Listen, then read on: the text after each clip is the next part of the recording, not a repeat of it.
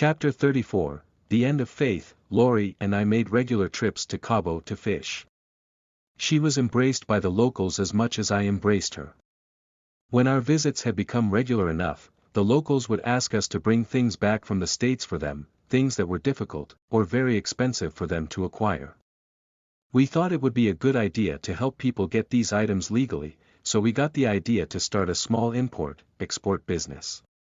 Lori and I took a summer course at College of the Desert in Palm Desert called Establish an Export-Import Business. We opened up a tienda, a store that sold small electronics, Barbie dolls and other children's toys and lots of Levi jeans. We introduced Cabo San Lucas to music on CD and sold thousands. It was going well, but I had another idea brewing in my head, one that wasn't fully formed yet. We had established a website www.tommygarcia.com and published all of the newspaper articles about my life growing up with Father Divine. It was something I felt like I had to do so that I could tell my story to the world. I had spent so long hiding what had happened to me, I finally thought it was time to put it all out there. I didn't know it, but my website ended up on the radar of the people at the Peace Mission. In April 2001, while I was on a solo trip to Cabo, Lori received a strange call. The call was from a former member of the movement who had seen the webpage and noticed an omission. When Lori picked up the phone, she heard what she described as nervous giggling on the other end of the line. "I was looking at your website and wondered why it didn't mention anything about Miss Harmony Faith." "Who is this?" Lori asked. "And what are you talking about?"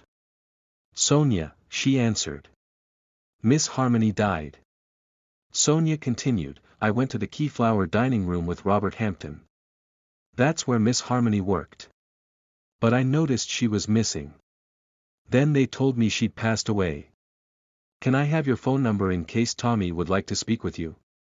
Lori asked, when Lori came to the airport to pick me up.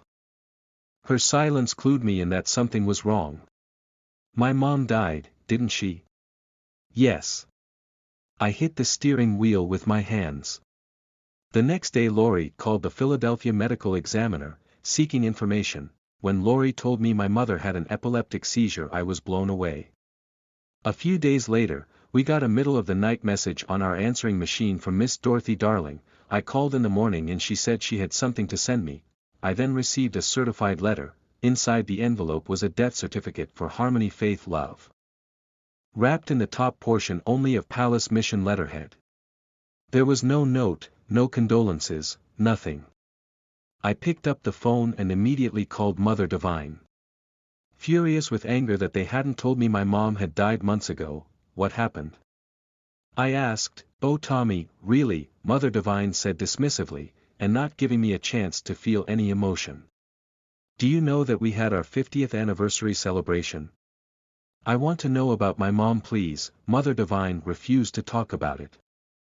Just as she had refused to talk about Susie. I gave up on asking questions, but the certificate left me with many questions. There was a mortician and a crematorium named Bernard Archer Funeral Home. But when Lori called, Mr. Archer said they had instructed him to cremate immediately, and someone from there picked up the ashes. Several things in the death certificate seemed off to us. Why was she cremated so quickly? And why weren't we notified?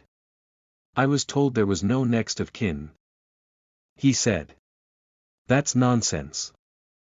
Everyone knew I was Miss Harmony's natural son. The notary for the movement, Eleanor Kindstrom, allegedly told the police she had no next of kin, and was single with no children.